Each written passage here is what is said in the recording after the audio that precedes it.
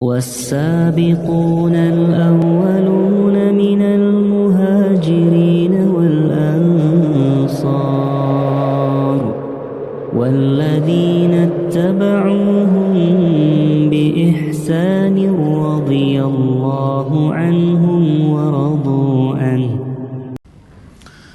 Ini kurang lebih 2 poin yang saya ingin sampaikan. Mudah-mudahan Allah Subhanahu wa taala menjadikan ini sebuah nasihat buat diri saya sendiri dan buat antum sekalian dan seluruh muslimin yang mendengarkan ceramah kita agar bisa peduli dengan keadaan muslimin dan juga bisa menjadikan ciri khas sahabat ada pada diri kita. Talha bin Ubaidillah, seorang sahabat yang mulia yang Nabi SAW berikan julukan siapa yang mau melihat orang mati syahid tapi masih hidup dan berjalan di muka bumi, inilah orangnya. Ditunjuk Talha bin Ubaidillah. Itu kurang lebih simbol dari Nabi SAW. Nanti akan panjang lebar kita jelaskan tentang kisahnya. Talha sebenarnya secara makna bahasa Arab punya makna yang bagus, dan ini juga satu hal yang kita harus titik beratkan teman-teman sekalian. Saya selalu ingatkan di pengajian saya, pilih nama-nama yang baik, punya makna yang baik, dan tidak usah panjang-panjang namanya. Paling hobi Indonesia ini namanya 3, 4, Muhammad, Yusuf, Ahmad. Siapa yang mau dipakai namanya ini? Sudah gitu dipangkas lagi Muhammad, Mat, hilang artinya, gitu kan. Satu nama, cukup satu nama saja. Kita tahu coba nama-nama nabi-nabi. Ada yang punya 2 nama dari nabi-nabi? Adam, Idris, Saleh, Hud, Syuaib. Namanya berapa? 1 saja. Dan dipanggil lengkap, nggak dipanggil pangkas-pangkas, gitu kan. Musa, Isa, Yusuf, Daud, Sulaiman, Muhammad alaihissalam, semuanya nama-nama 1. Nama sahabat coba: Umar, Uthman, Ali, Talha, Zubair, Sa'ad, 1-1. Kecuali memang dinisbatkan kehambaannya kepada Allah seperti Abdurrahman, Abdullah, baru 2 rangkap. Itu kena ada nama Allah SWT. Tapi kalau enggak 1 nama. Kita lihat nama perempuan: Maryam, Khadijah, Fatimah, Asia, yang disebutkan dalam hadis-hadis Nabi SAW. Nama sahabiat Hafsah, ya. Semua nama Zainab, namanya 1 saja. Jadi nggak usah sampai 3 rangkap nama. Yang penting nama-nama itu punya makna yang baik, baik secara makna maupun memang ada orang soleh yang kita targetkan agar anak kita seperti dia, berdoa kepada Allah itu bisa. Jadi pada saat menamakan namanya Abdullah, niatnya memang karena nama itu Allah cintai dan juga ingin seperti Abdullah bin Umar misalnya. Nanti kita lihat seperti Talha ini, semua anaknya Allah karena dia 14 orang anak laki-lakinya umumnya semua dipakai nama nabi-nabi dengan berharap mengikuti para nabi-nabi tersebut, gitu kan.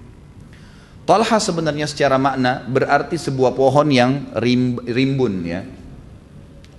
Dia sangat tumbuh di tanah yang tanah keras, tapi pohonnya itu walaupun tidak banyak disiramin air. Ini nama Talha sendiri, ya. Itu batang pohonnya besar sampai tidak bisa dipeluk oleh seseorang karena besarnya, dan daunnya sangat lebat serta dia mengeluarkan duri-duri tapi durinya lembut, ya, sehingga unta-unta bisa memakannya. Dikenal dengan pohon Talha, ya. Maka ayahnya memilih nama justru karena melihat pohon ini, gitu kan, pohon ini. Dan ini oleh Nabi SAW tidak diganti, ya, tidak diganti nama ini karena memang nama ini memiliki makna yang positif saja, baik, gitu kan.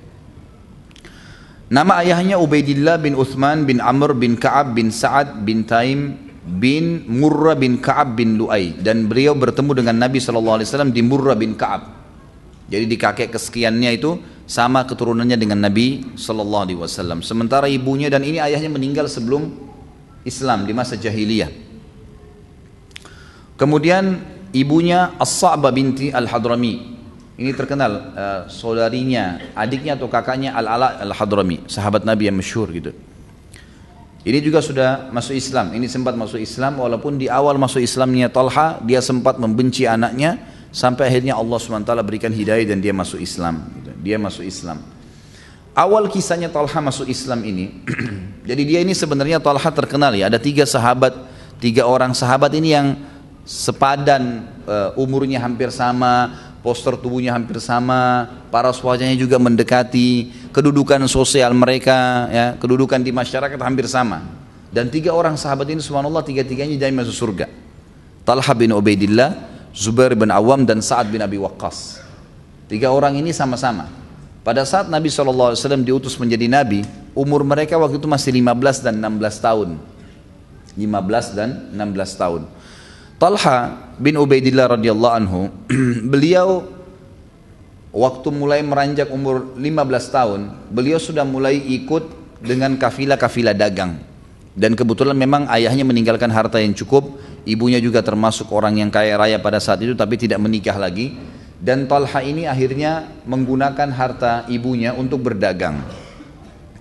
Tepatnya di umur 16 tahun, 1 tahun setelah dia mulai berdagang, dia kemudian tiba di negeri Syam. Ini sebab dia masuk Islam ya. Dia tiba di negeri Syam, kemudian pas baru masuk negeri Syam, ada satu pendeta Nasrani yang pada saat itu memang sedang mengincar dan mencari tahu tentang kafilah-kafilah dari tanah haram, wilayah Mekah secara khusus. Waktu itu dikenal tanah haram cuma Mekah, Madinah belum ditahu. Maka pendeta ini pun berdiri di depan kafilah-kafilah yang masuk ke negeri Syam, karena memang ada satu pintu yang mereka selalu masuk untuk belanja dagangan di Syam lalu mereka bawa ke Mekah. Setiap ada kafilah masuk, pendeta ini berdiri di depan pintu mengatakan, siapa di antara kalian, di antara penghuni atau peserta daripada kafilah ini yang berasal dari tanah haram. Talha kebetulan dengan kelompoknya itu dari Mekah. Talha yang menyaut mengatakan, kami dari negara atau wilayah haram, dari Mekah. Kata pendeta tersebut, apakah sudah keluar di tempat kalian, di kota kalian, Ahmad bin Abdillah? Lalu berkata si Talha, Ahmad yang mana? Ahmad ada di Mekah ada beberapa orang yang menggunakan nama itu. Lalu kata dia, Ahmad bin Abdillah bin Abdul Muttalib, karena dalam Injil disebutkan namanya Ahmad, gitu kan? Namanya disebutkan Ahmad. Sebagaimana tadi saya sudah jelaskan, Nabi SAW punya 5 buah nama, Ahmad dan Muhammad dan seterusnya. Lalu kata Talha, iya. Dia tidak bilang Ahmad, dia cuma bilang, Talha mengatakan, kenapa? Kata pendeta tersebut, akan keluar dari wilayah kalian kota haram itu seseorang yang bernama Ahmad bin Abdullah bin Abdul Muttalib, nabi terakhir. Kalau kalian sudah mendengarkan dia keluar, maka segeralah menjadi pengikutnya, karena dia adalah nabi yang terakhir. Dia penutup para nabi.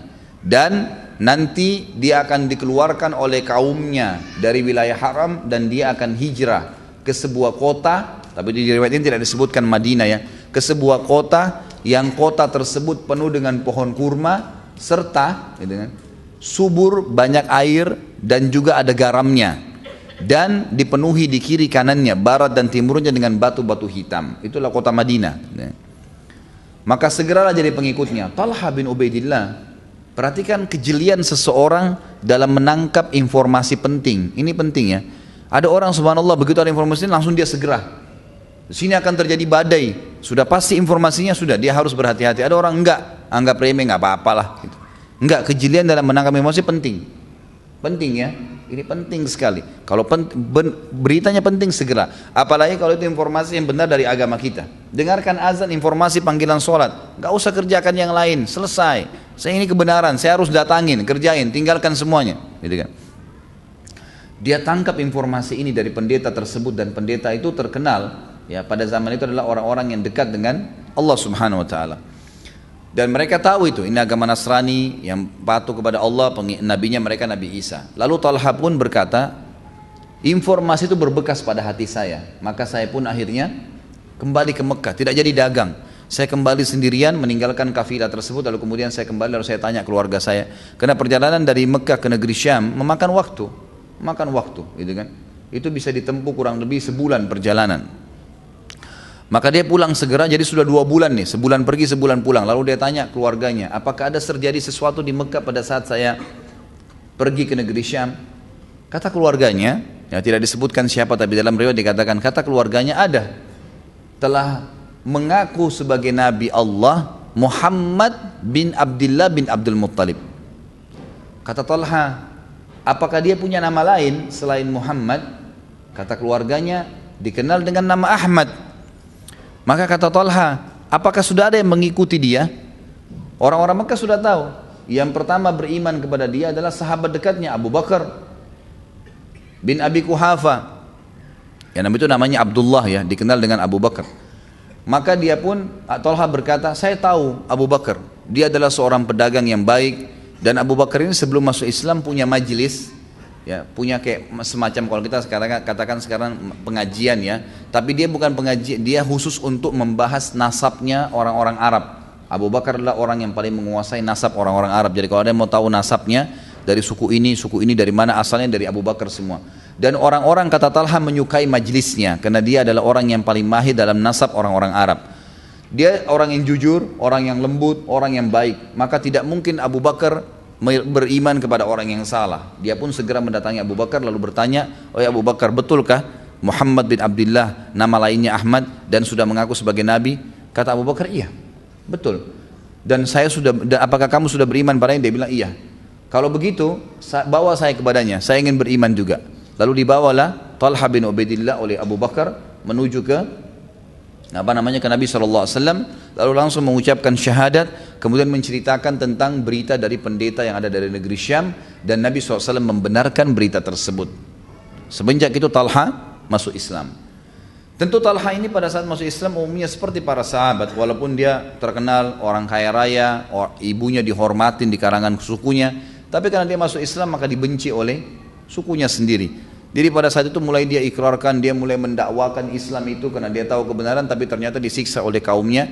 Termasuk ada satu orang pada saat dia lagi jalan dengan Abu Bakar pulang dari rumah Nabi SAW, radhiyallahu anhuma, maka pada saat itu ada satu orang yang bernama Naufal bin Khuwailid. Naufal bin Khuwailid ini terkenal dengan singanya Quraisy.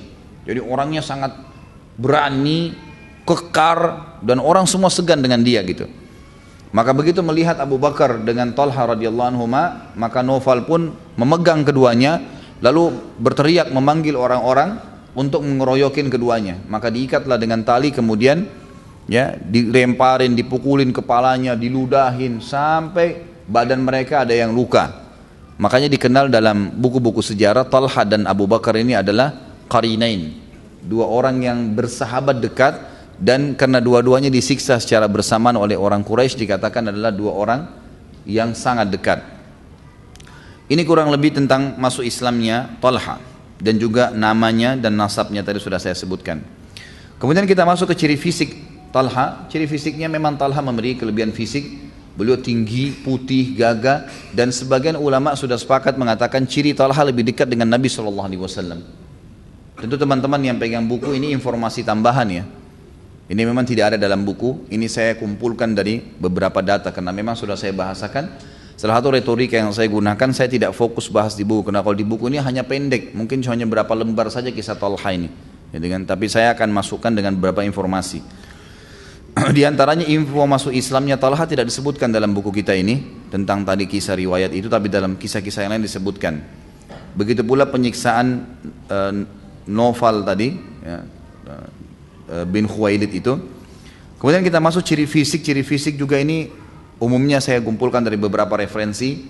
Disebutkan oleh anaknya namanya Muhammad bin Talha. Jadi anak pertamanya Talha ini adalah Muhammad, dikenal dengan seorang tabi'in yang masyhur, namanya Muhammad Sajjad.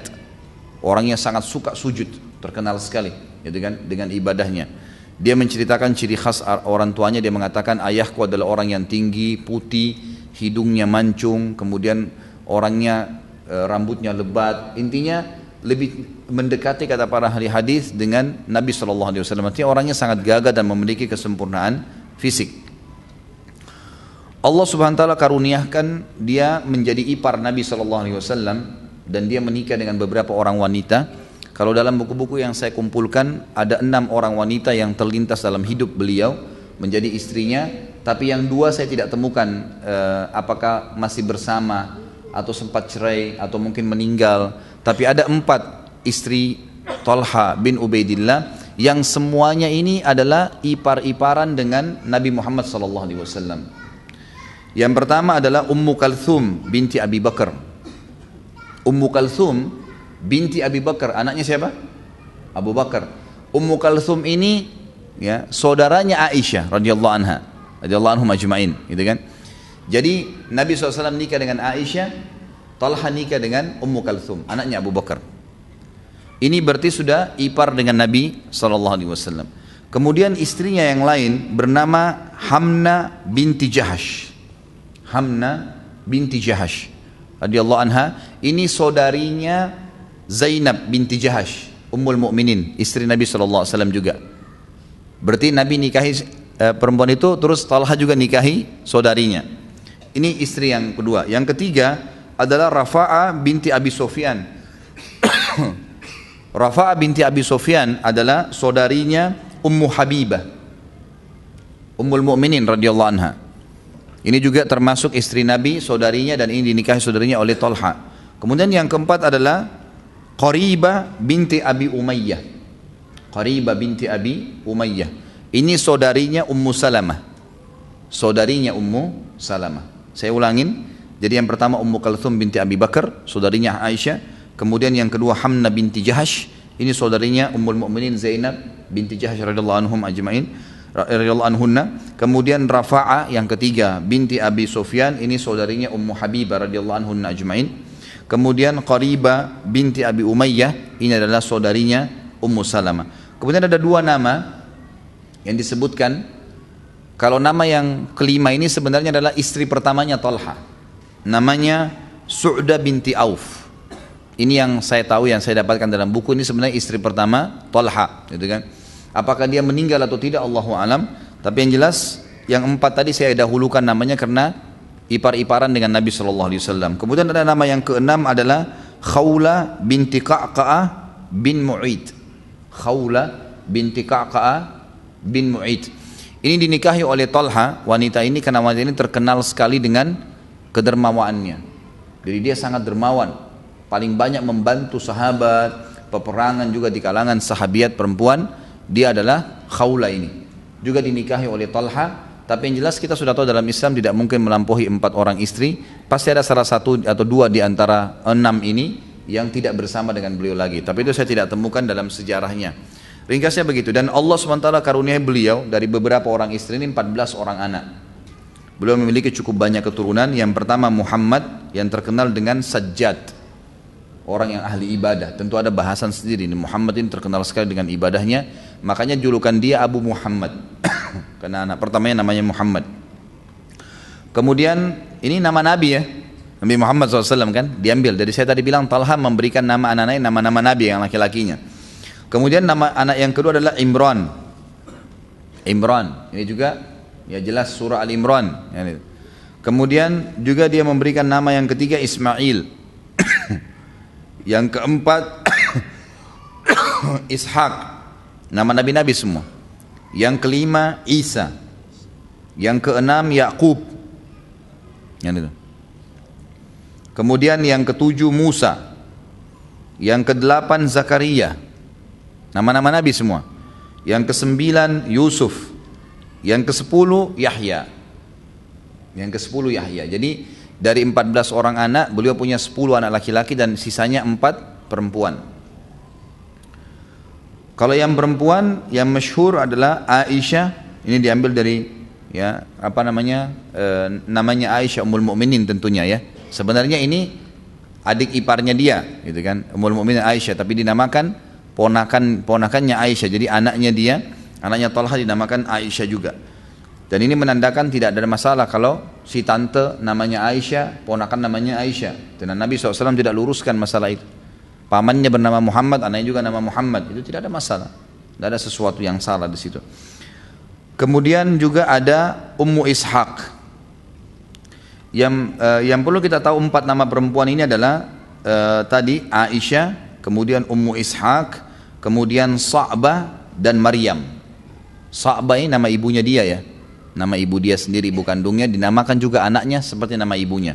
Kemudian Maryam, kita tahu namanya ibu Isa alaihimussalam. Kalau Aisyah ini anak perempuannya menikah dengan Mus'ab binti Zubair bin Awam. Nanti insya Allah bulan depan dengan izin Allah kita akan bahas Zubair bin Awam, sahabat dekatnya Talha, punya anak bernama Mus'ab, menikah dengan Aisyah ini, anaknya Talha. Kemudian Ummu Ishaq, Subhanallah ya. Ummu Ishaq ini menikah menjadi istrinya Hasan bin Ali. Siapa Hasan bin Ali? Hasan bin Ali bin Abi Thalib. Antum tahu, Talha ini salah satu orang yang dikafirkan oleh orang Syiah. Anaknya dia, Ummu Ishaq ini nikah dengan Hasan bin Ali. Umar yang mereka kafirkan, Umar menikah dengan Ummu Kalsum binti Ali, anaknya Ali. Umar satu sisi mertuanya Nabi, sisi yang lain adalah anak mantunya Ali. Talha ini yang mereka kafirkan, anaknya Talha perempuan menikah dengan anaknya Ali radhiyallahu anhum ajma'in. Perhatikan ini, secara sejarah, secara histori, kita lihat para sahabat tidak ada masalah di antara mereka.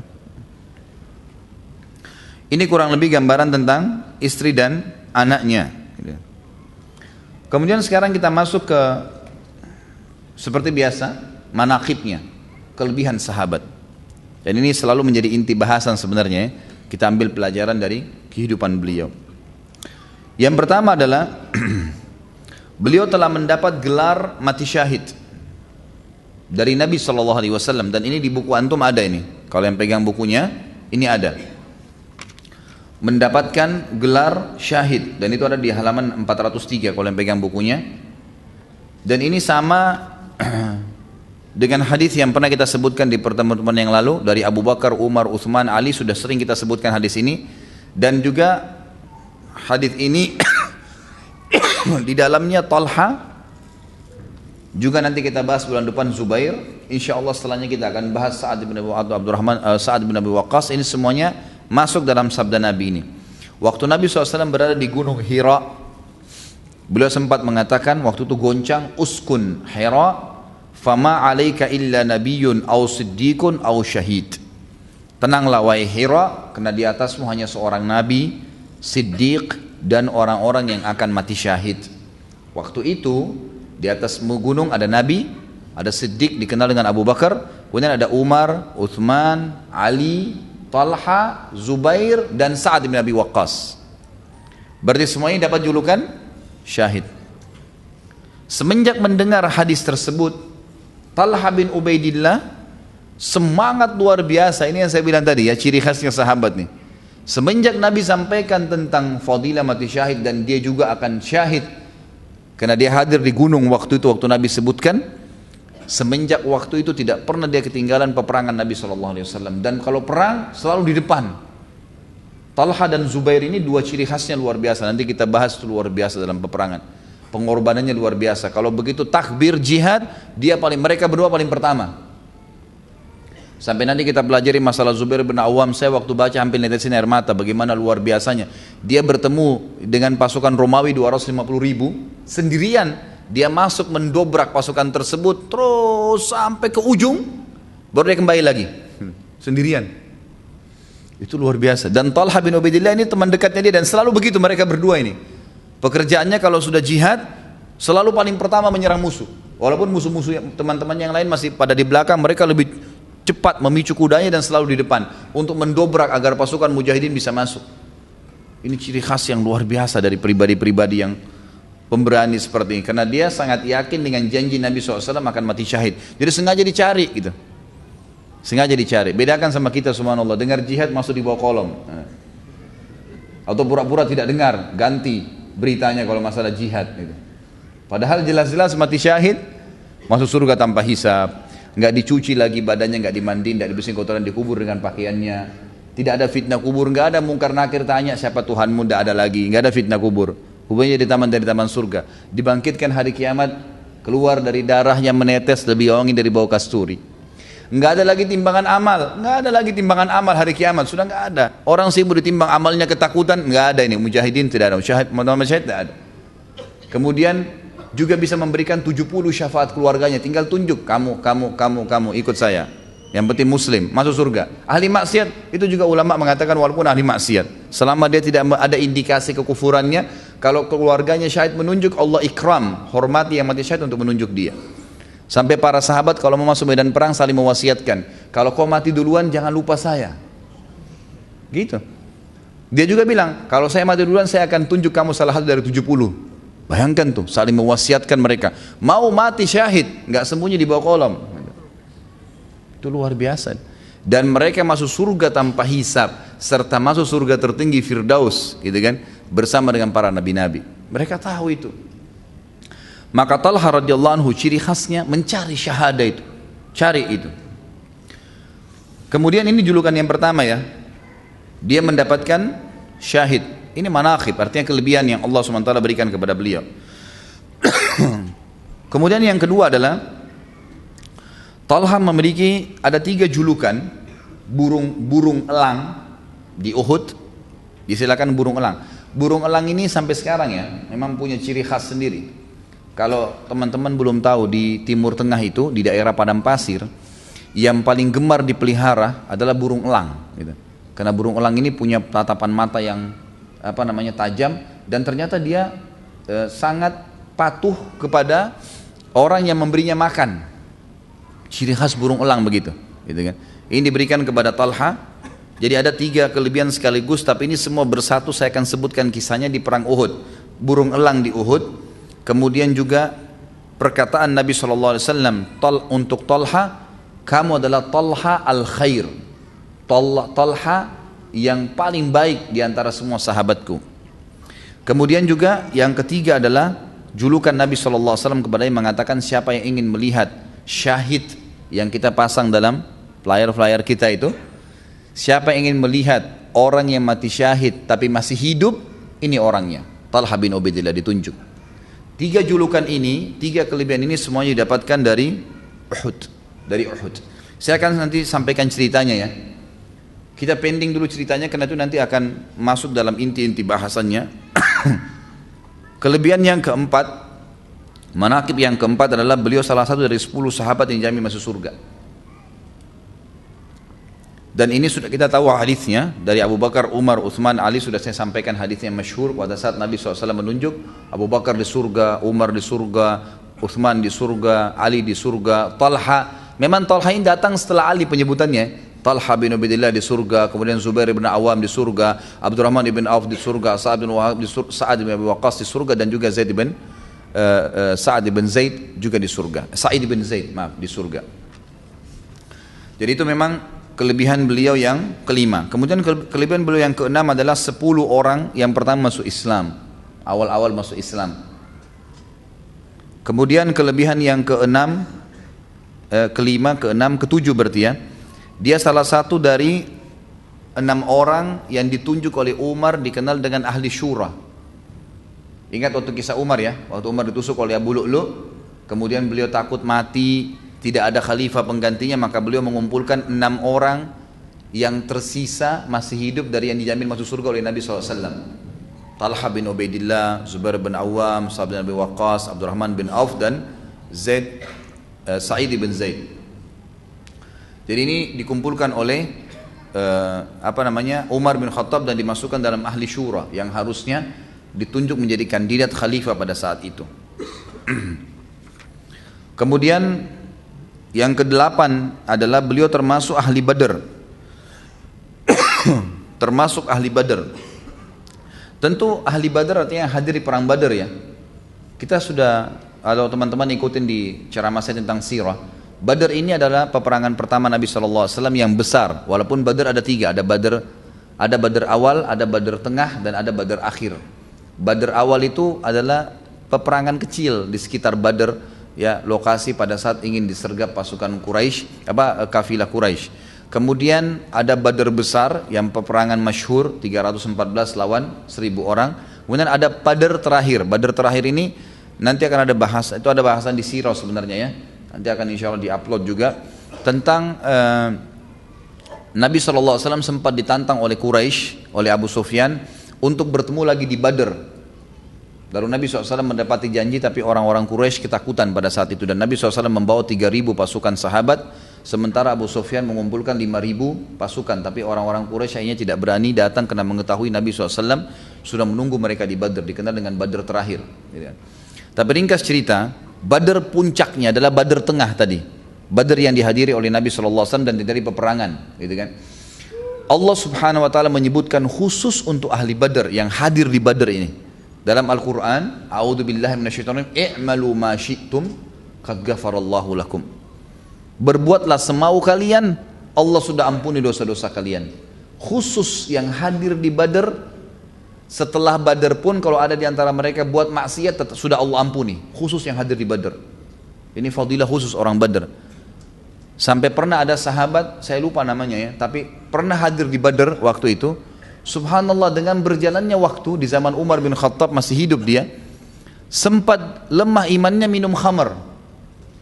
Pada saat dia mabuk, orang-orang di sekitar wilayah yang dia mabuk di wilayah Irak berkata kepada Umar, ya Amir Mu'minin, si fulan mabuk nih. Kata Umar, lepaskan, jangan dicambuk, karena dia adalah ahli Badr. Jadi seperti itu kurang lebih gambaran tentang ahli Badr ini. Nah, ada 6 orang sahabat, teman-teman sekalian, yang tidak sempat hadir di kancah peperangan Badr, tapi Nabi SAW hitung mereka masuk di ahli Badr. Di antaranya Talha bin Ubaidillah. Talha ini tidak sempat hadir di perang Badr karena waktu itu Nabi SAW mengutus dia untuk memata-matai kekuatan Quraisy, gitu kan? Dia pergi ke titik-titik tertentu ke arah negeri Syam untuk memata-matai pasukan Quraisy sehingga terjadi peperangan Badr dan dia tidak sempat hadir. Jadi bukan dia tidak mau. Ada 6 orang sahabat Nabi ya, yang pada saat itu ada 5 orang berjalan, 4 orang, 5 dengan Talha memata-matai yang diutus oleh Nabi SAW tadi. Mereka adalah Talha bin Ubaidillah tentunya yang kita sedang bahas. Kemudian Abu Lubabah termasuk yang diutus oleh Nabi SAW menjadi mata-mata bersama Talha. Asim bin Adi juga sama, sahabat Nabi yang mulia diutus untuk jadi mata-mata. Harith ibn Hatib ya, ini juga termasuk sahabat Nabi. Kemudian Harith bin Zimmah, ini sebenarnya ada riwayat mengatakan Harith bin Shimmah ya. Kemudian Khalwat bin Jubair. Ini 5 orang sahabat yang memang tersebutkan nama mereka termasuk di ahli Badr. Bahkan waktu Nabi SAW pulang dari Badr, Nabi SAW memberikan kepada mereka ghanimah Badr karena dianggap mereka hadir pada saat itu walaupun tidak ikut perang karena mereka ada udurnya, lagi diutus oleh Nabi SAW. Talha bin Ubaidillah, Abu Lubabah, Asim bin Adi, Harith bin Hatib, Harith bin Shimmah, atau tadi saya katakan Simmah bisa, atau Khalwat bin Jubair. Kemudian yang keenam adalah Uthman bin Affan. Uthman bin Affan sudah kita jelaskan kisahnya kenapa tidak hadir di Badr pada pertemuan kita yang lalu, karena istrinya Ummu Kalthum sedang sakit keras, gitu kan? Sakit keras, kemudian Ruqayyah sakit keras, lalu Nabi SAW menyuruh menemani istrinya, gitu kan? Lalu Nabi SAW memberikan, atau karena perintah Nabi dia jalankan, maka Nabi memberikan dia kehadiran, dianggap hadir di Badr pada saat itu. Tapi inti bahasan adalah Talha termasuk dari ahli Badr. Ini kurang lebih kelebihan-kelebihan yang dimiliki oleh sudah berapa poin nih? Ya. Tadi kita sebutkan ada syahid, nomor 1 julukan syahid. Syahid, kemudian ada 3 poin yang belum saya jelaskan, akan saya jelaskan nanti. Burung elang di Uhud, kemudian Talha al-Khair yang dikatakan Nabi SAW adalah dia sahabatku, Talha yang paling baik. Kemudian ada syahid yang berjalan di muka bumi. Ini sudah 4. Kemudian yang kelima, 10 sahabatnya yang masuk surga. Yang keenam, 10 orang yang awal masuk Islam. Yang ketujuh, 1 dari 6 orang ahli syurahnya Umar. Yang kedelapan, dia ahli Badr. Yang kesembilan, dia terkenal dengan dermawannya ya. Kemudian saleh dan gagah, dan ini nanti termasuk yang akan saya jelaskan. Jadi pertemuan kita ke depan ini yang tersisa waktunya adalah menjelaskan 4 kelebihan beliau tadi. 3 di Uhud dan 1 berhubungan dengan ya kedermawanan beliau. Kita masuk ke masalah 3 julukan yang didapatkan. Burung elang di Badr, di Uhud, kemudian syahid yang jalan di muka bumi, serta ya Talha al-Khair, orang yang terbaik yang dipuji oleh Nabi SAW. Ceritanya adalah di perang Uhud sebagaimana kita sudah tahu, masyhur ya. Masyhur pada saat itu Nabi SAW membawa 700 pasukan, sebenarnya 1000. Waktu Nabi SAW iklankan perang Uhud itu di hari Jumat. Beliau tertidur siang. Setelah sholat Jumat beliau beristirahat sejenak. Kemudian beliau SAW mimpi. Beliau mimpi melihat pedang beliau bengkok, kemudian ada sapi yang disembeli, serta yang ketiga beliau melihat beliau masuk ke sebuah benteng yang kokoh. Lalu terdengarlah pada saat itu berita, Nabi SAW tentunya sebelum mimpi sudah dengar berita kalau orang-orang Quraisy sudah keluar dengan 3.000 pasukan dari Mekah. Dan mereka sudah mendekati Madinah. Sudah mendekati, sudah hampir sampai di perbatasan Madinah. Jadi sudah sangat dekat gitu. Dan perlu teman-teman tahu, lokasi Uhud itu berada pas di, sekarang ini kota Madinah. Sebenarnya dia masuk kota Madinah ya, Uhud itu. Tapi di zaman Nabi SAW berada di luar pintu gerbang utama kota Madinah.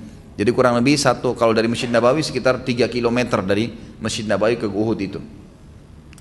Tentu lokasi Uhud masyhur ya, masyhur sekali di Madinah, dan tentu teman-teman juga tidak asing kalau yang umroh atau haji biasanya memang turunnya pasti ke sana.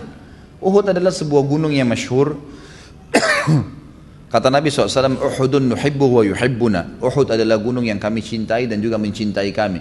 Juga dalam hadis yang lain, Uhudun jabal min jibalil jannah. Uhud adalah salah satu dari gunung-gunung surga, kata Nabi SAW. Jadi memang orang yang melihat Uhud itu biasanya senang melihatnya, merasa nyaman, ada ketentraman jiwa. Sebagaimana Nabi SAW mengatakan, dan juga dia termasuk gunung-gunung surga. Ringkas cerita adalah, Nabi SAW mimpi pada saat itu lalu bermusyawarah dengan para sahabat. Kira-kira bagaimana jalan keluarnya nih? Ada masalah seperti ini. Maka berkatalah pada saat itu para sahabat, ya Rasulullah, kalau kita nggak keluar, ada dua kemungkinan, keluar melawan mereka atau kita bertahan di kota Madinah.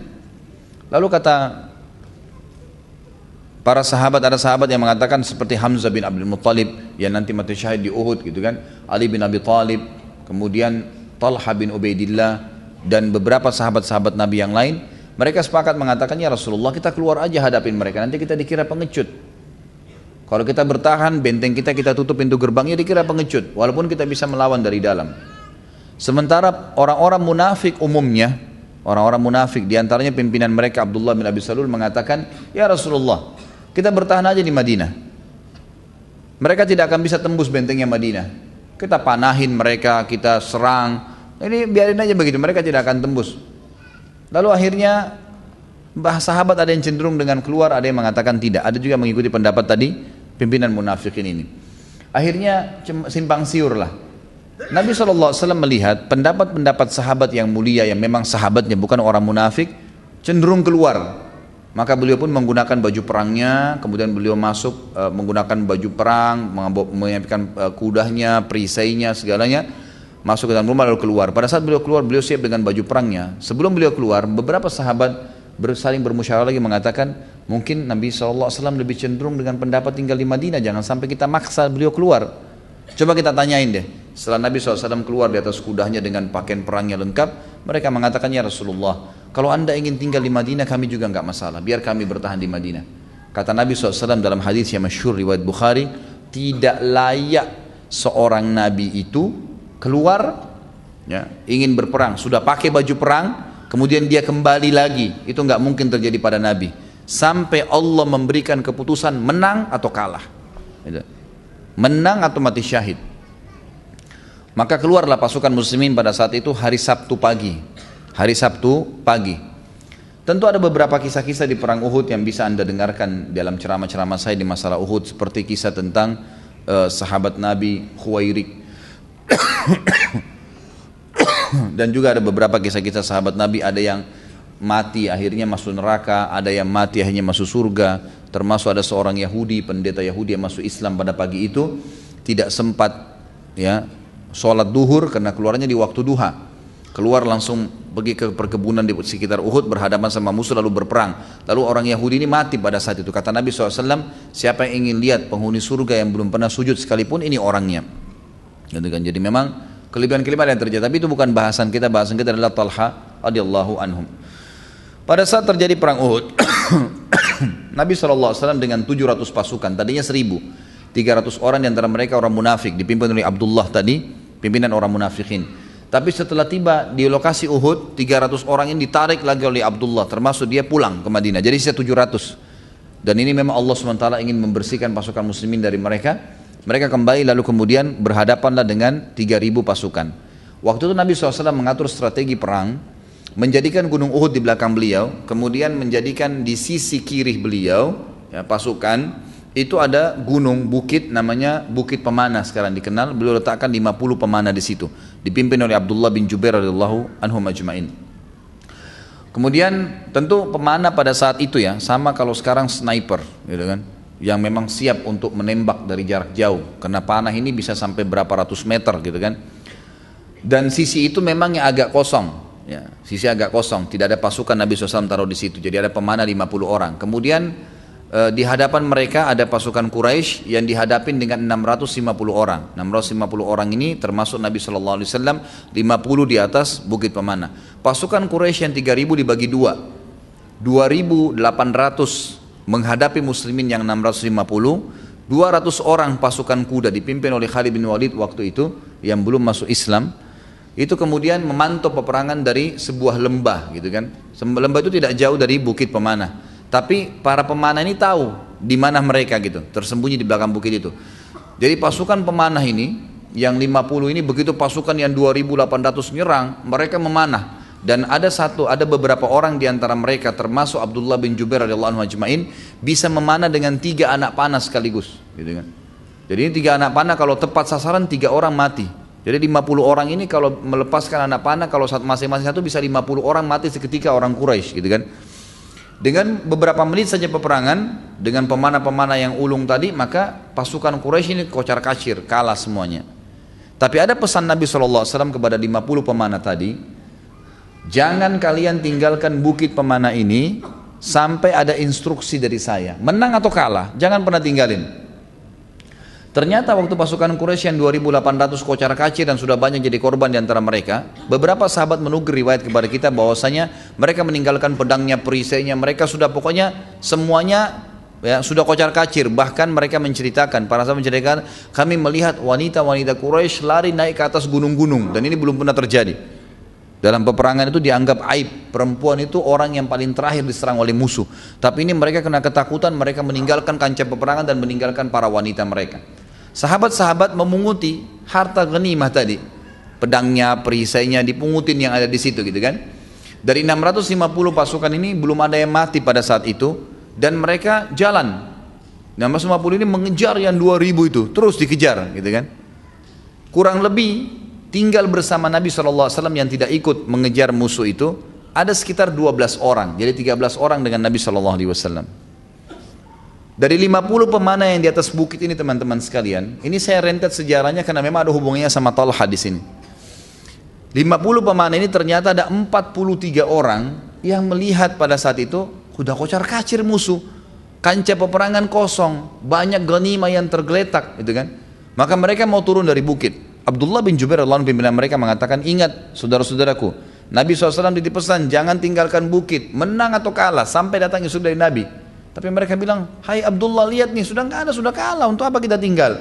Mereka nggak mau dengar. 43 orang yang lalu kemudian turun di kancah peperangan ikut mengutin harta ghanimah. Padahal sebenarnya harta ghanimah itu dalam Islam, kalaupun kita pungut, kita akan bawa kembali ke pimpinan perang nanti akan membagi rata di antara mujahidin. Dia tidak perlu ikut-ikutan, ikut memungut sebenarnya gitu kan.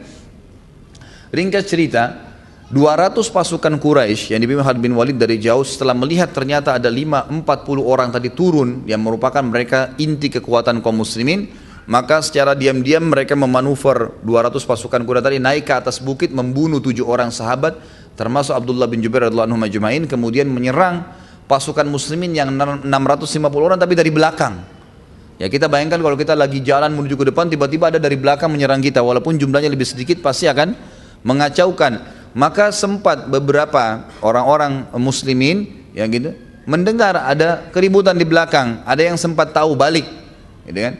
Yang tidak tahu tetap aja jalan menuju ke sana. Gitu. Setelah mereka balik, gitu kan? Dan ada bertemu dengan 200 pasukan ini yang dekat sekali dengan pasukan Khalid bin Walid ini, ketakutan mereka lari sehingga terjadi tabrakan antara pasukan muslimin sendiri yang datang dari sana dan ada yang di bagian belakang mereka yang memang tadinya tahu kalau ada pasukan Quraisy menyerang, maka tabrakan sampai ada beberapa sahabat yang terbunuh oleh sahabat sendiri. Mereka sudah bingung pada saat itu. Lalu diangkatlah bendera Quraisy pada saat itu, ya. Lalu yang 2000 lebih itu kembali lagi. Pasukan muslimin berada di tengah-tengah, diserang dari belakang dengan 200 dan dari depan yang 2000 sekian itu kembali lagi. Maka mereka terdesak pada saat itu, dan pada saat itulah terbunuh Hamzah dan Mus'ab, sahabat-sahabat Nabi yang mulia. Ringkas cerita, pada saat kocar kacir lagi 2000 lebih nyerang, berbaur dengan pasukan dan banyak korban antara muslimin, Ada di antara mereka orang-orang Quraisy yang memang mencari tahu di mana Nabi Muhammad SAW, dan mereka lihat dari jauh ada Nabi SAW, dan Nabi tidak tidak ditemani kecuali dengan 12 orang saja. 12 orang ini ya, 10 orang dari Ansar dan 2 orang dari orang Quraisy. Yang dari Quraisy adalah Talha bin Ubaidillah dan Sa'ad bin Abi Waqqas. 10-nya semua dari ya orang-orang Ansar. Ada riwayat mengatakan 9 orang, 7 dari Ansar dan 2 dari orang Quraisy. Lalu datanglah orang-orang kafir Quraisy ini menyerang. Jumlahnya tidak disebutkan, tapi ada ahli sejarah yang mengatakan ratusan orang datang mendekati Nabi SAW. Maka Nabi SAW bersabda dengan hadis yang masyhur kepada 12 orang sahabat yang ada di sebelah beliau. Kata beliau, man yarudduhum anna walahul jannah. Dalam riwayat dikatakan, man yarudduhum anni walahul jannah au huwa rafiqi fil jannah. Siapa yang bisa menahan mereka nih, yang ratusan lagi menyerang di antara kalian yang 12 orang, maka dia akan menjadi pendampingku di surga nanti. Waktu itu di antara 12 orang, salah satunya adalah Talha bin Ubaidillah. Talha mengatakan, saya Rasulullah. Kata Nabi SAW, tunggu, jangan kamu. Tunggu di tempatmu. Tidak tahu apa hikmahnya, tapi Nabi SAW tahan. Lalu satu orang Ansar mengatakan, saya Rasulullah. Kata Nabi SAW, lawan mereka. Satu orang ini maju melawan ratusan orang, akhirnya terbunuh. Lalu kata Nabi SAW, siapa yang akan melawan mereka maka dapat surga. Maju Talha lagi mengatakan yang kedua kali, saya Rasulullah. Kata Nabi SAW, tetap di tempatmu. Lalu orang Ansar mengatakan, saya Rasulullah. Maka disuruh Nabi SAW melawan sampai terbunuh, mati syahid. Terus begitu sampai orang-orang Ansar habis semua. Sampai orang-orang Ansar habis semua. Ada riwayat lain yang mengatakan bahwasanya yang bersama dengan Nabi SAW pada saat itu cuma Talha. Tapi yang kita pegang riwayat Talha dan Sa'ad. Lalu kata Nabi SAW, waktu tertinggal 2 orang saja, Talha dan Sa'ad, Nabi SAW mengambil ya tempat penyimpan anak-anak panahnya, lalu menggantungkan di pundaknya Sa'ad sambil berkata, wahai Sa'ad, lemparlah, lawan mereka dengan panah-panahmu. Lalu kata Nabi SAW kepada Talha, sekarang wahai Talha, hadapin mereka. Maka Talha pun maju. Nah ini jadi saksi bahasan. Talha radhiyallahu anhu waktu maju melawan mereka dengan sangat berani yang luar biasa, dikatakan dalam riwayat ini, dia terus mengayunkan pedangnya dengan badannya yang kekar sampai membunuh sekian banyak pasukan Quraisy, sampai membunuh sekian banyak Quraisy. Lalu dia bisa dengan keterampilan perangnya, setiap dia maju menyerang, berusaha menyerang, mengocar-kacirkan beberapa orang itu, dia kembali lagi ke arah Nabi SAW, kemudian memeluk Nabi SAW dan mendorong Nabi supaya mundur, tersandar ke gunung Uhud, jadi supaya bisa aman gitu. Lalu dia kembali lagi melawan orang-orang Quraisy sampai dikatakan ya dia mengatakan pada saat terjadi perang Uhud, kata Talha bin Ubaidillah, saya menemukan luka-luka di tubuh saya dari kepala sampai kemaluan saya, semuanya luka.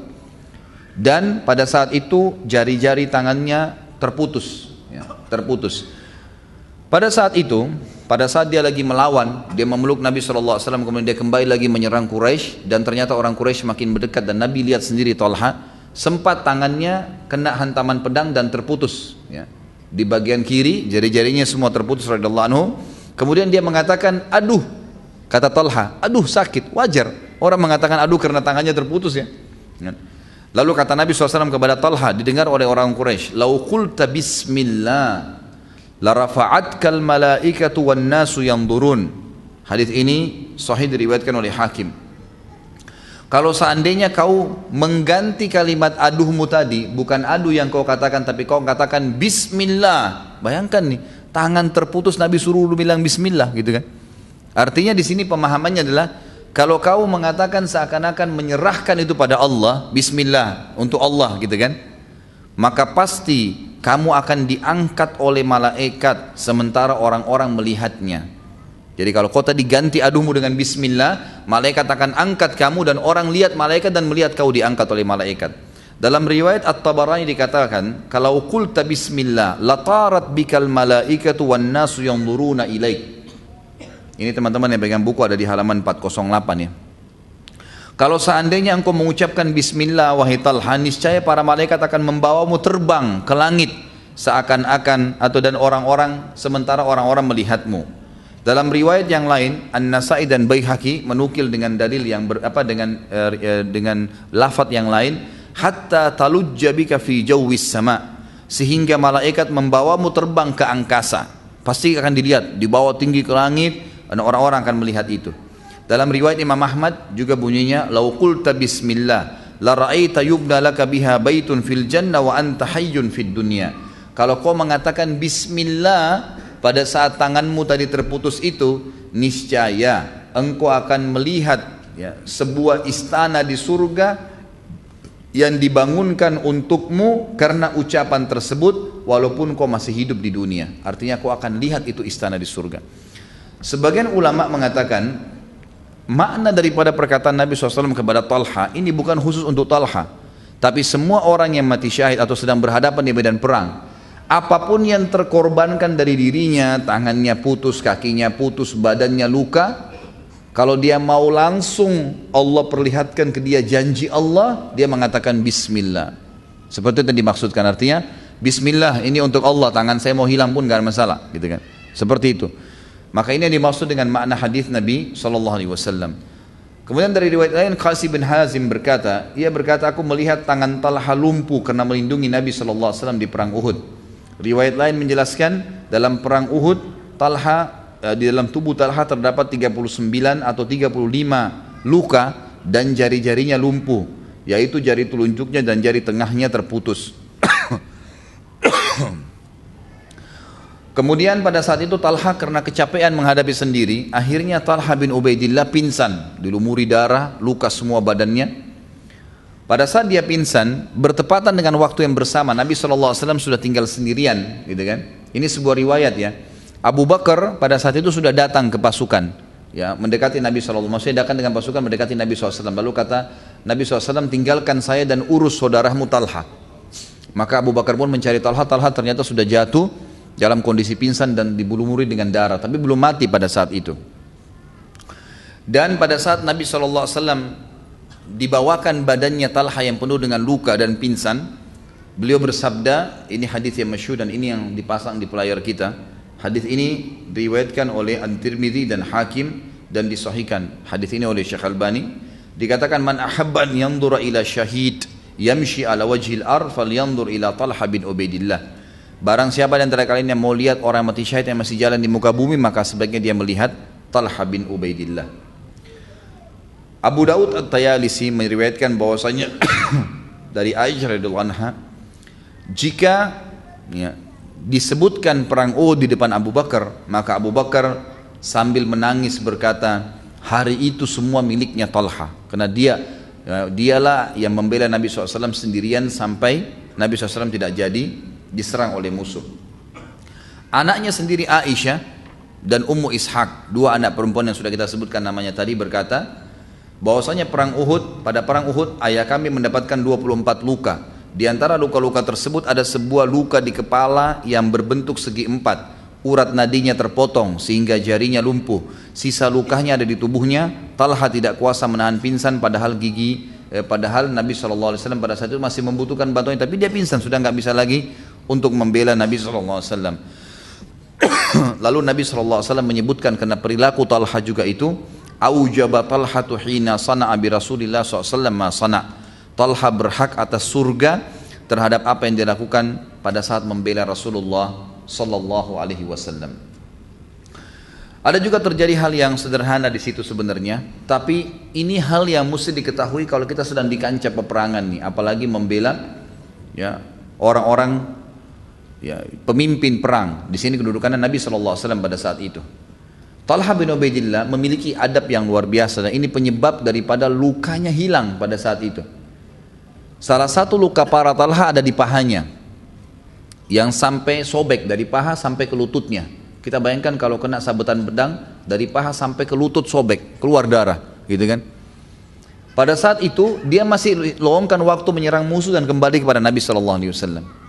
Pada saat Nabi SAW sudah dilihat oleh Talha butuh untuk disandarkan ke Gunung Uhud agar beliau naik ke atas, maka Talha waktu mau kembali ke Nabi SAW, kakinya sangat sakit dan dia berada di bawah, tidak pakai kuda Talha ya. Sementara yang menyerang ini pakai kuda yang dilawan oleh Talha. Jadi dia lari ke sana, kemudian dia kembali lagi ke sini, seperti itu. Maka Talha merasa nggak bisa jalan, sobek kakinya. Tapi karena dia tidak ingin membuat Nabi SAW ya, terganggu dengan keadaan fisiknya, dia memaksakan diri untuk jalan seakan-akan normal. Sampai berhasil menyandarkan Nabi SAW di Gunung Uhud, lalu beliau tunduk ini berarti lututnya kelipat, makin besar sobekannya gitu kan.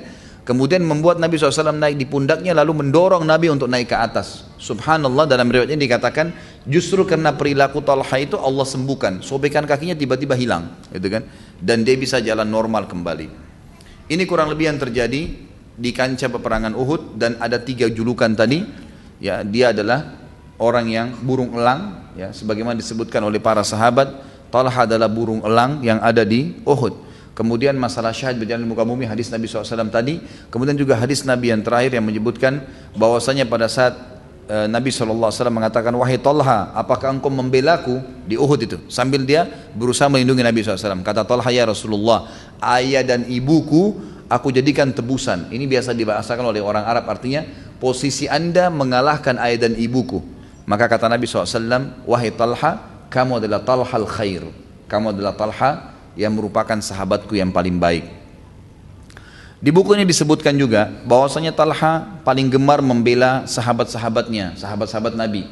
Di antaranya yang paling sering dicaci maki oleh orang orientalis, sahabat Nabi yang masyhur adalah Abu Hurairah. Begitu pula dengan kelompok-kelompok Syiah yang mengatakan Abu Hurairah ini sebenarnya sahabat yang masuk Islamnya cuma beberapa waktu, kemudian kok bisa hafal sekian banyak hadis. Ternyata dari riwayat yang dinukil kepada kita, dan riwayat ini ya, semuanya thiqat, rawi-rawinya, dan diriwayatkan oleh Imam Tirmidzi, dan juga Al-Hafidh Ibnu Hajar menghasankan hadis ini.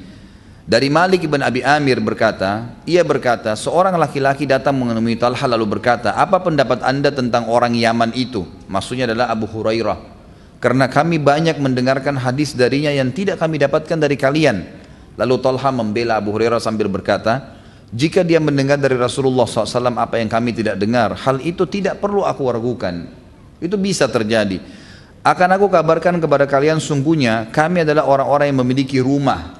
Kami punya kemampuan. Kami datang kepada beliau di pagi dan sore hari, sedangkan orang itu, Abu Hurairah, adalah orang yang miskin dan tidak memiliki harta. Dia selalu berada di pintu rumah Nabi SAW. Maka jangan heran kalau dia mendengarkan apa yang tidak kami dengarkan. Apakah engkau mendapati seseorang yang memiliki kebaikan berdusta atas Rasulullah SAW? Artinya dia orang baik, maka tidak mungkin dia dusta atas nama Nabi SAW. Jadi di sini Talha memberikan pembelaan kepada Abu Hurairah yang selama ini ya diasingkan atau diburukan oleh orang tertentu. Kita tutup teman-teman sekalian bahasan kita dengan infak Talha dan bagaimana perannya dalam bersedekah. Ada beberapa riwayat. Yang pertama adalah Musa bin Talha, dari ayahnya Musa, anaknya tadi, salah satu anak Talha yang saya sebutkan nama-namanya, nama Nabi ada Musa, meriwayatkan, dan dia seorang tabi'in yang masyhur, bahwasanya dia Talha mendapatkan harta dari Hadramaut sebanyak 700.000 dirham. 1 dirham ini teman-teman sekalian nilainya sekarang sekitar 50.000 rupiah. 50.000 rupiah ya. Kalau kita kali 50.000 kali 700.000 ya, 5 kali 7 kurang lebih 35 M uang yang didapat nih, harta.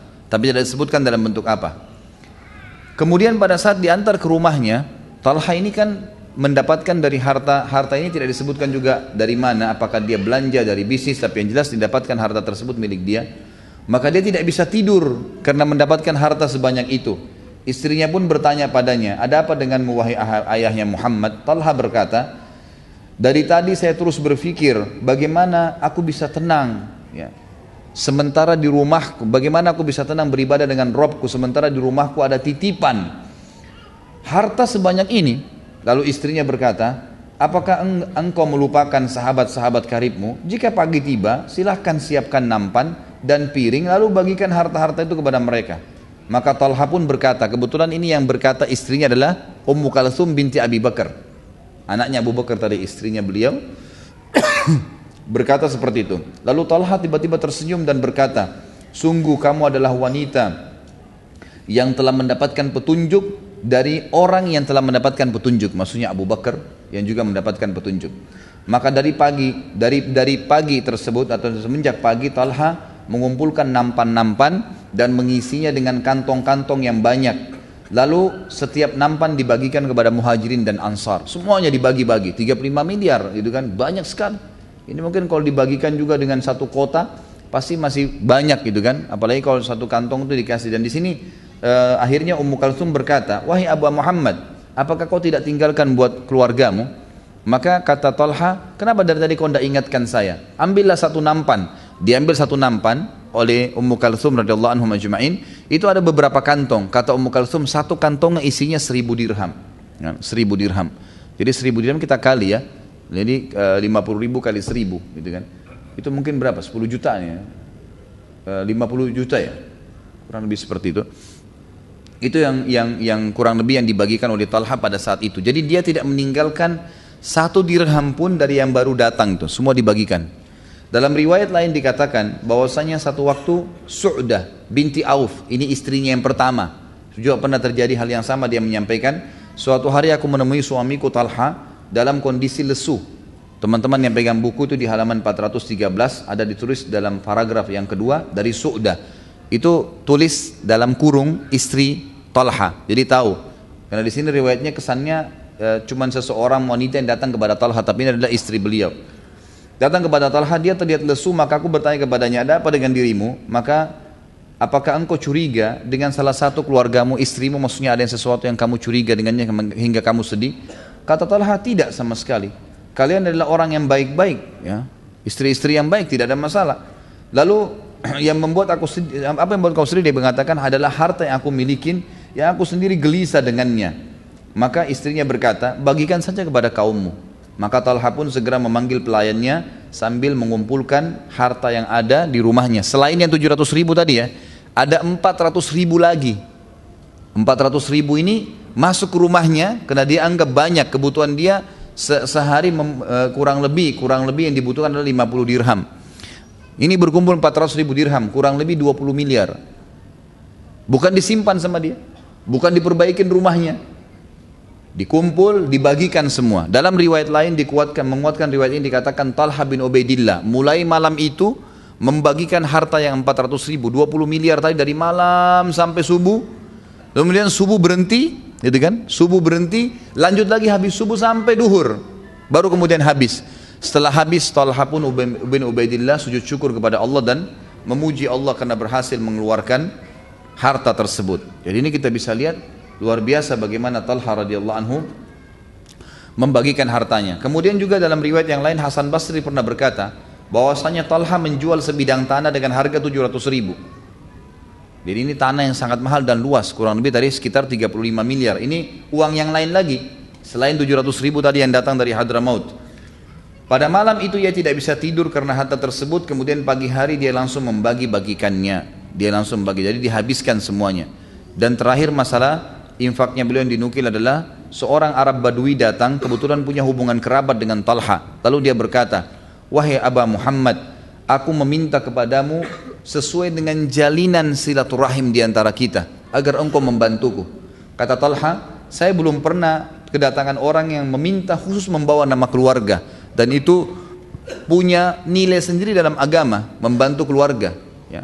Pernah ada sahabat mengatakan, saya punya, ini kisah lain ya, sahabat mengatakan, "Ya Rasulullah, saya punya dirham, saya menginfakkan. Ada keluarga saya miskin, ada juga orang miskin yang lain. Lalu siapa yang saya kasih?" Kata Nabi SAW, "Kalau kau kasih yang punya hubungan kerabat denganmu, kau akan mendapatkan 2 pahala, sedekahnya dan juga pahala silaturahimnya." Talha faham benar hadis ini radhiyallahu anhu. Maka beliau mengatakan, "Saya punya tanah, nilai tanah itu 300.000 dirham." 300.000 ya, kalau dikali 50.000 rupiah itu 15 miliar gitu kan, banyak sekali. Dia bilang, ini dia mau kasih kepada kerabatnya miskin nih. Dia bilang, "Kalau kau mau, saya kasih kamu tanah itu. Atau kalau kau mau, tanah itu saya beli dari Utsman bin Affan, saya akan jual kembali kepada dia dengan nilai yang sama yang saya beli 300.000, tidak usah ada keuntungan, saya akan kasih ke kamu." Maka orang itu mengatakan, "Berikan saja kepada saya uangnya, enggak usah tanahnya." Maka dia pun menjual kepada Utsman radhiyallahu anhu, kemudian mengambil uang 300.000 dirham. Ini luar biasa, gitu kan? Yang 15 miliar dikasih kepada orang itu semuanya, dibawa pulang. Dan ini yang menyebabkan akhirnya Talha mendapatkan julukan yang cukup banyak, diantaranya Talha al-Fayyad, ya, yang terkenal yang sangat dermawan, Talha al-Jud yang murah hati dan seterusnya. Kemudian juga ada beberapa poin sedikit di sini sebagai penutup adalah peran Talha di perang Jamal, dan ini sedikit sebenarnya sudah saya singgung juga pada saat Ali ya. Waktu perang Jamal, Talha, Zubair dan Aisyah radhiyallahu anhum majma'in membaiat Ali di Madinah. Setelah membaiat Ali radhiyallahu anhu di Madinah, mereka keluar ke Mekah. Tentu Aisyah duluan ke Mekah, Talha dan Zubair sudah ada di Mekah, gitu kan. Kemudian mereka dikirimi surat oleh orang-orang Irak. Saya jelaskan di akhir cerita Ali yang lalu. Kemudian dia dikirimkan surat bahwasanya kesinilah kalian bertiga, kami akan membantu kalian, karena waktu itu Talha, Zubair dan Aisyah meminta kepada Ali, tangkap pembunuhnya Utsman. Kami akan dukung kalian untuk itu. Lalu ternyata pada saat Aisyah, Talha dan Zubair menuju ke Irak, ternyata pasukan orang-orang Irak yang saya sudah katakan itu hari, mereka adalah banyak sekali pengkhianat, gitu kan. Mereka ini mengumpulkan pasukan dan menaruh unta di depan, lalu pada saat Aisyah, Talha, Zubair datang langsung ditaruh di atasnya Aisyah, Talha dan Zubair disiapkan kuda khusus di depan. Waktu itu juga mereka mengirim surat kepada Ali sambil berkata, wahai Ali, sesungguhnya Aisyah, Talha dan Zubair telah keluar mau melawanmu. Ali keluar dari Madinah tidak paham apa-apa nih, sampai hanya ketemu dua pasukan, Talha, Aisyah dan Zubair juga tidak faham masalah ini. Maka terjadilah peperangan akhirnya dan fitnah yang terjadi di antara mereka, gitu kan. Tapi pada saat Talha dan Zubair, ini ada cerita nanti Zubair juga kita jelaskan. Talha dan Zubair waktu melihat di pasukan Ali ada Ammar ibn Yasir. Ammar ibn Yasir ini pada saat itu kan pasukan sudah saling nyerang ya, tiba-tiba saja sudah saling nyerang karena sudah berhadapan, dan kelompok ini sudah saya jelaskan, bisa diikuti di akhir kisah Ali radhiyallahu anhu, itu sudah melempar panah api sana, ini panah api ke sini, jadi sudah terjadi peperangan. Talha, Zubair tidak bisa mengelak karena di depan pasukan. Waktu mereka berdua masuk, kemudian coba menangkis serangan-serangan dari pasukan Ali, mereka melihat di pasukan Ali ternyata ada Ammar ibn Yasir. Siapa Ammar ibn Yasir radhiyallahu anhu? Sahabat Nabi. Ammar ibn Yasir ya. Yasir ini ayahnya yang dulu bekas budaknya Abu Jahal yang ditusuk, dibunuh di Mekah. Ibunya dia bernama Sumayyah. Sumayyah yang terkenal perempuan pertama mati syahid dalam Islam. Ammar ibn Yasir ini sahabat Nabi yang mulia. Waktu lagi dibangun Masjid Nabawi di Madinah, maka sahabat-sahabat saling bantu ngangkat batu. Waktu Ammar angkat batu, hadir di situ Talha, Zubair, Ali, Utsman, Umar, Abu Bakar, semua hadir. Tapi saksi bahasan kita ada di situ, Talha, Zubair juga ada. Kemudian Nabi SAW mengatakan, kesian Ammar ini. Ditunjuk Ammar sahabat Nabi. Nanti dia akan diperangi kelompok yang salah. Kelompok yang salah. Waktu Talha dan Zubair lihat ada Ammar di pasukan Ali, berarti ini kita yang salah nih. Nggak mungkin kita bertemu dengan pasukan bersama Ammar. Mereka keluar dari pasukan akhirnya. Mereka menyamping dan keluar, gitu kan. Tapi ternyata orang-orang Irak ini berbuat jahat. Mereka berbuat jahat pada saat itu. Ada riwayat lain yang mengatakan, selain melihat Ammar, waktu Ali melihat Talha dan Zubair, hanya berusaha menangkis. Dan Ali juga berada di depan pasukan, mendekati Talha dan Zubair sambil berkata, dulu pernah ada riwayat sahih juga menjelaskan, waktu Talha, Zubair dan Ali lagi bertiga di hadapan Nabi SAW, Nabi pernah bilang, ingat kalian berdua ditunduk Talha dan Zubair, nanti akan menghadapi teman kalian ini, ditunjuk Ali, dalam kondisi kalian mendoliminya. Artinya kalian berdua salah. Kata Ali, ingatkah kalian dengan hadis Nabi itu? Kata Talha dan Zubair, kami ingat. Lalu kenapa kau ikutan? Kata Talha dan Zubair, kami nggak pernah ikut, kami nggak di program ini. Tapi ini sudah jelas kita berhadapan. Maka Talha dan Zubair keluar dari pasukan. Nah pada saat keluar dari kancah peperangan, ternyata ada orang-orang yang memang dasarnya mau membunuh, memang mau membuat kekacauan di kalangan sahabat. Itu adalah Amr bin Jurmuz. Dia langsung melihat waktu Zubair bin Awam keluar, datang dari belakang ditusuk Zubair bin Awam, dibunuh. Nanti ada kisah di kisah Zubair insyaAllah. Sementara Talha bin Ubaidillah waktu keluar dari kancah peperangan itu dipanah oleh Marwan bin Hakam. Ini salah satu kelompok Khawarij, pimpinan Khawarij yang memanah dengan panah bisa yang kena lututnya Talha dan akhirnya berdarah, jatuh tersungkur dan akhirnya mati pada saat itu. Dan ini kemudian lebih kisah meninggalnya Talha. Imam Az-Zahabi berkata, pembunuh Talha memikul dosa sama dengan pembunuh Ali. Dan Ali berkata, pada saat itu setelah selesai peperangan, melihat jenazahnya Talha, dia berkata, sampaikan berita kepada pembunuhnya Talha bahwasanya dia masuk penghuni neraka, dan saya mendengarkan itu dari Nabi SAW. Ternyata Ali punya hadis yang didengar dari Nabi SAW kalau nanti Talha akan dibunuh oleh penghuni neraka. Itulah kelompok Khawarij yang telah membunuhnya. Kemudian Ali juga dalam riwayat lain mengatakan waktu melihat Talha jatuh dan dipenuhi dengan debu, maka dia memegangnya sambil menangis dan berkata kepada anaknya Hasan, coba seandainya saya mati dari 20 tahun yang lalu, saya tidak hadir dalam peperangan ini, karena membunuh Talha ini bukan program saya dan ini sahabat yang mulia. Ini yang terjadi. Kemudian Ali sempat berkata kepada Abu Habibah, ini bekas budaknya Talha yang dibebasin. Dia mengatakan, Ali bertemu dengan Imran. Abu Habibah ini meriwayatkan kisah ya, bahwasanya pernah Imran ibn Talha, anaknya Talha, bertemu dengan Ali. Lalu Ali berkata kepada Imran, anaknya Talha, sesungguhnya ayahmu dan aku masuk dalam firman Allah Subhanahu wa taala dalam surah Al-Hijr ayat 47, A'udzu billahi minasyaitonir rajim, wa naza'na ma fi sudurihim min ghillin ikhwanan ala sururin mutaqabilin.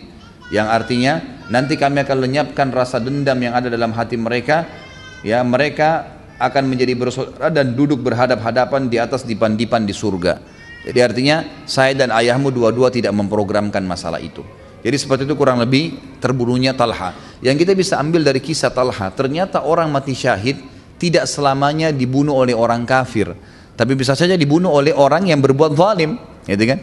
Talha dihitung mati syahid oleh Nabi SAW ternyata karena dibunuh oleh Marwan ibn Hakam, tadi pimpinan orang Khawarij yang memang zalim. Dia tidak mau perang berhenti, sementara Talha mau keluar dari peperangan tersebut, akhirnya terbunuh.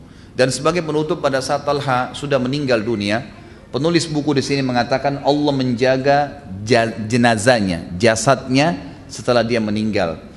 Dikatakan setelah 30 tahun Talha meninggal dunia, maka sempat ada salah satu teman dekatnya mendatangi Aisyah binti Talha, anaknya Talha, Aisyah tadi. Dikatakan kepadanya, aku melihat ayahmu dalam mimpi, Talha, dan dia berkata, katakan kepada Aisyah, pindahkan aku dari tempat ini, maksudnya dari liang lahatku ini, pindahkan, karena kelembapannya atau airnya telah menggangguku. Lalu Aisyah pun berkata pada saat itu, karena dia tahu ini teman sahabat ayahnya dan terpercaya, dia pun mengumpulkan beberapa orang untuk menggali kembali kuburan ayahnya Talha. Pada saat digali ternyata ditemukan jasad Talha masih utuh. Bahkan hanya ada beberapa helai rambut saja di jenggotnya yang berwarna putih. Semuanya masih utuh, tidak ada yang rusak sama sekali. Lalu dia berkata, di atas kepala Talha, atau dia katakan di kepala Talha pada saat meninggal dunia, ya, tetap utuh, tidak ada yang rusak kulitnya dan rambutnya gugur, sementara itu sudah 30 tahun yang lalu. Maka penulis buku mengatakan ini bukti bahwasanya Allah Subhanahu wa taala mempertahankan jasadnya. Allahu alam.